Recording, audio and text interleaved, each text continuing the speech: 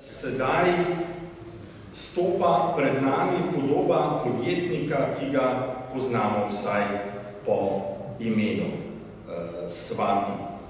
Dr. Stanislav Južnič z Kostelskega in Oklahome, ki je zgodovinar znanosti in poznavalec jezuitskega izobraževanja in njihovega arhivskega gradiva, se tokrat predstavlja s prispevkom, ki nam zveni po imenu znano vsakomor, kdor je kdaj brusil s plekcarco, Svati v Mariboru.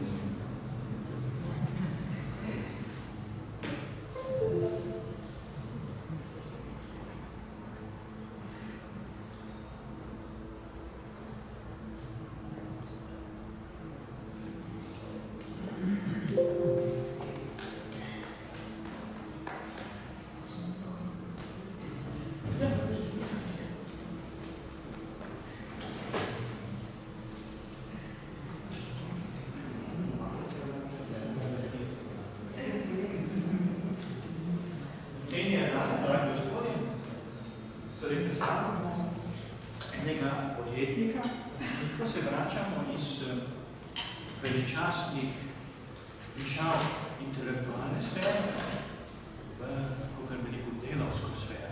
V tej državi so bili od nekaj delavci na oblasti. Tisti glavni delavci, ki je bil tam doma pod sredo in pod četrtkom in je vladal tukaj kakšnih 50 let, je res že umrl, Ključavničar, zato imamo pa zdaj na oblasti Tišljarja, medtem ko pa je gospod Šuštar mi je ravno kar povedal, da on pa ne bo več predsednik. Ampak sicer so tukaj delavci na oblasti in tukaj imamo opravka z res veličastnim delavcem, ki je proizvajal pluse, s katerim se vsi pač juba tam sreča. Kako je prišel sem? Šlo je za družino, ki se je recimo bolj v predmestju Dunaja že dolgo nanašala z obrtmi, ki bi jim rekli bolj gradbeni, torej inženirski. Že nekaj generacij teh Svatijev je tam delovalo. Bili so tudi dunajski mestni gradbeniki in seveda so pridno služili v nekem takem tradicionalnem poklicu. Vsi so bili Franci, so neki problemi, ko delamo genomično tabelo, živine, to pa je njihov izdelek, ki smo ga vsi občasno srečevali.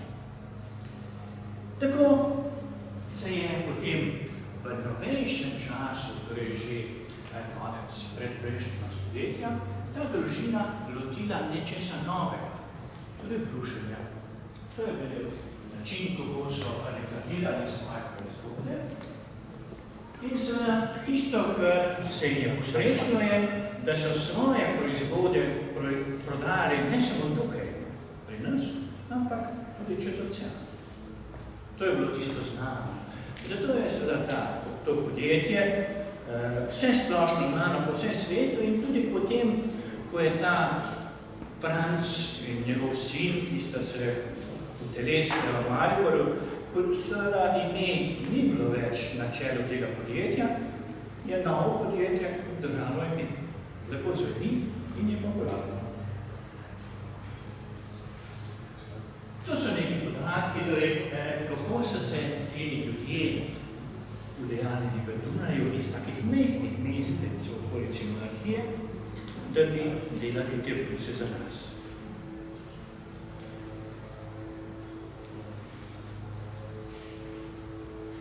Poročali so se seveda v najboljših dunajskih cerkvah, kar je seveda bilo pogojeno z visokim statusom.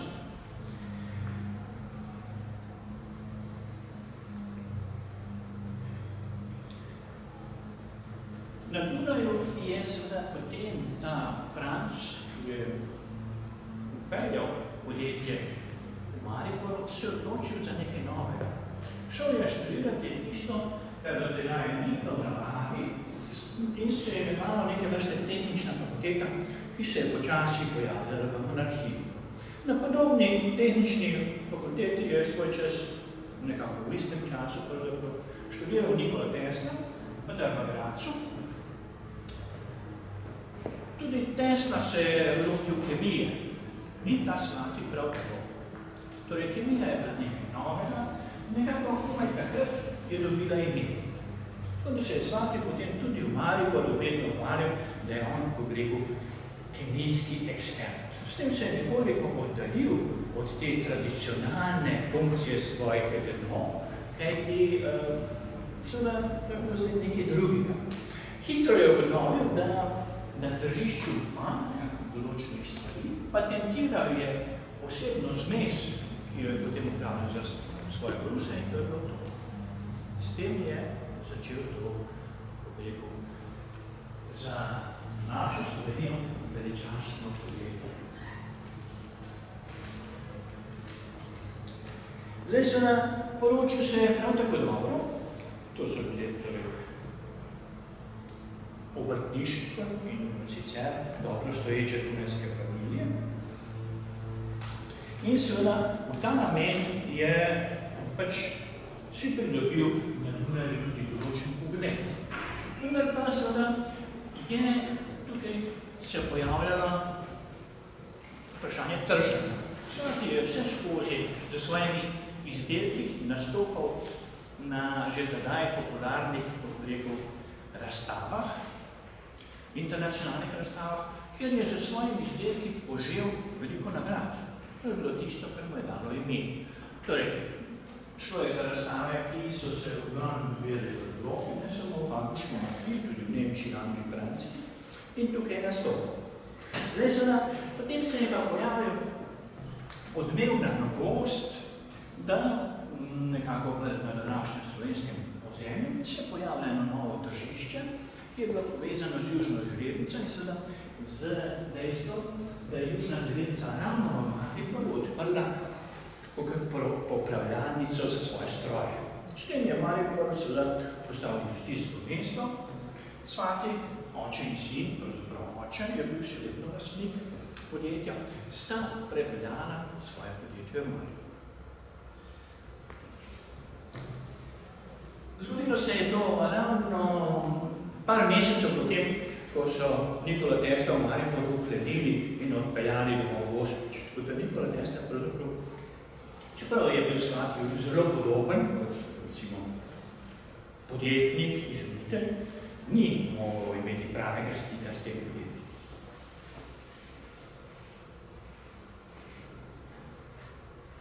Tukaj si lahko gledamo, kako je bil Kršek oče, vsi so bili torej že na Dunajčani in potem sin. Zdaj seveda, reklama se je pojavljala takrat v svojih prvih začetnih vzorcih. Same habsburške firme so se reklamirale pravzaprav v enem takem letni publikaciji, ki je popisovala vse stanujoče na Dunaju, v priključku pa tudi vsa podjetja na Dunaju. Tako da so se svati že v generacijah predstavljali kot inženirji, kar je bilo, kako bi rekel, če si bil inženir, si imel avtomatično že firmo, podjetje. Zdaj, vprašanje je, koliko so s tem zgodili, ampak tako so se pač reklamirali.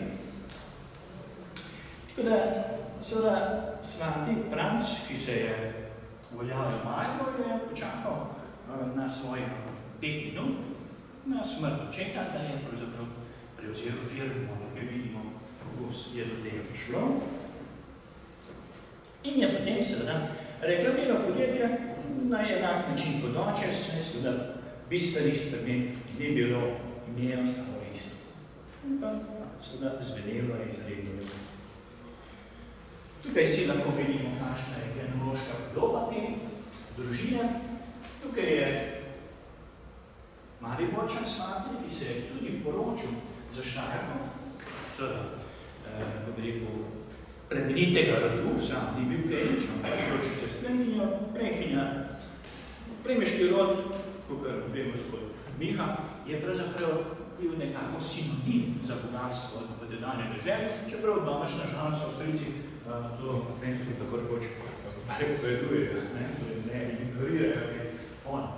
In seveda, tukaj vidimo, kako je pravzaprav ta rodbina, ki je pravzaprav v svojih vseh aspektih Dunajska, se uveljavila v našem Štajerskem. S takšnimi izdelki kot je. Tukaj vidimo še druge aspekte te rodbine, ki se nanaša na naš spodnji štajerski konec.